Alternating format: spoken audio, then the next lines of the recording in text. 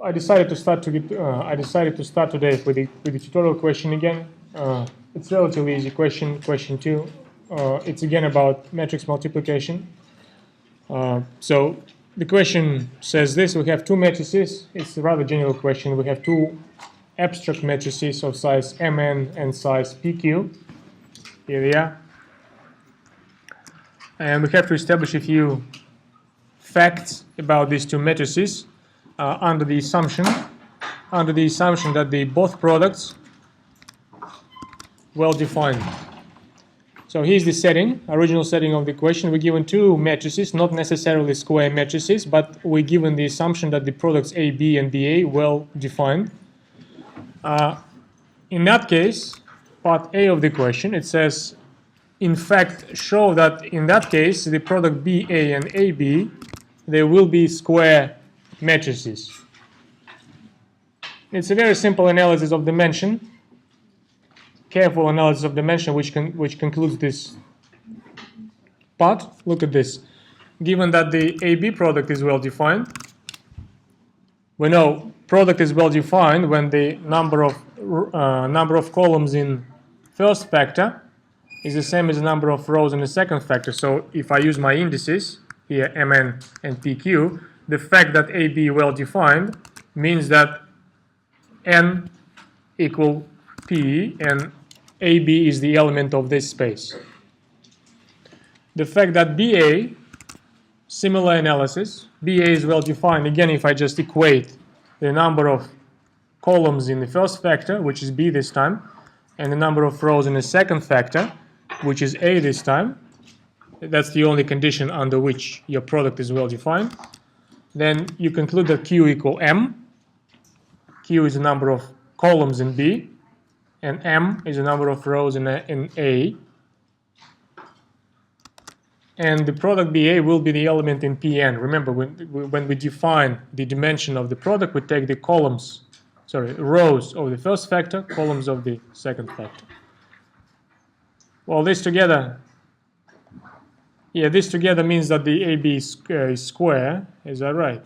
Yes, that's right.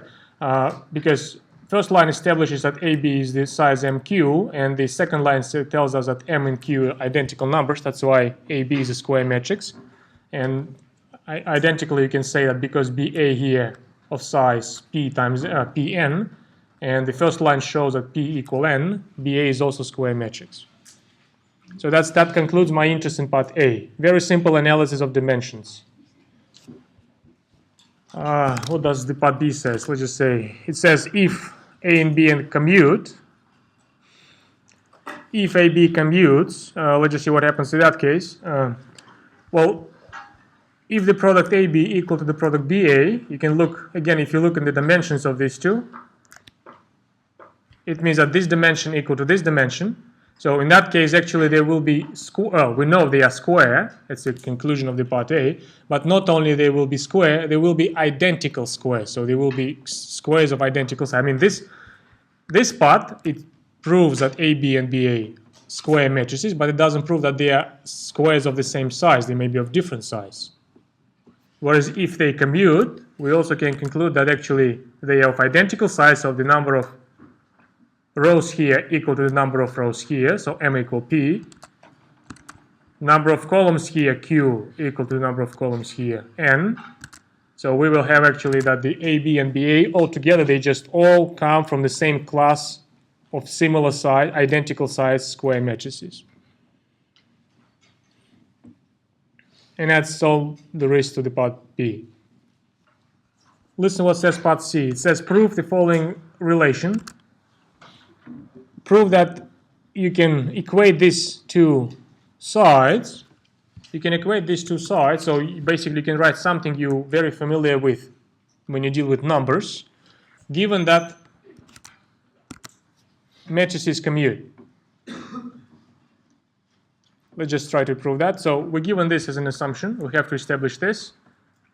It's a very simple proof which is based on the properties of matrices. At some stage there, you have to make a clear identification if you are to present this sort of proof on your own in the test or in the exam. At some stage during your presentation, there will be a place where you have to identify clearly the place where this assumption is used. Otherwise, why do we need this assumption? That's a part of the presentation, part of your task, to identify this place where this is used. When you do it with numbers, normally you just skip over this place without paying much attention. But with matrices, you have to be careful. So look what we can say. I start with the left-hand side, and I do a regular expansion. We have this something which I call distributive law for the matrices. So I can expand it normally, like we expand numerical products, with one exception. When I expand it, I keep the products in the right order. I keep the factors in the right order. So when I expand, look at this. Here's my first expansion. Here's my first expansion.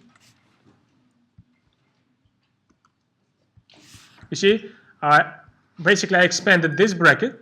I took this one next to each of the term in the first bracket, and I kept the order. You see, my bracket, it always stayed on the right-hand side. Now, when I do another expansion of this product and this product, again, I will keep the order A times A times B, then goes B times A, because that's the order in this expansion, and then goes B and B. When you do this like so, you can see clearly where you will be needing this assumption, because this one obviously will go into square. This one obviously will be abbreviated as another square, so A square and B square. But in order to vanish these two, you need the assumption. Unless you have this one, you cannot expect that these two middle terms, they will cancel each other. So that's the place where we use the commutativity, and that's why these two terms, they represent simply 0.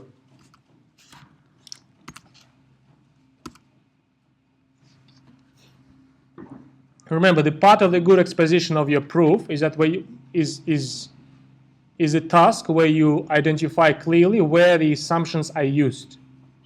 Here's the place where I used one assumption. Here's the place where I used the other assumption. That's what I just did here in front of you. Here's the place where we use the assumption that A and B commute. Now, on the opposite side, so yeah, with this case I have a few marks. We use the distributive law twice, in fact. We use it here, distributive law, and we use it here again. So we use it actually 3 times. When I expanded this bracket, first one, and then when I expanded these 2 brackets.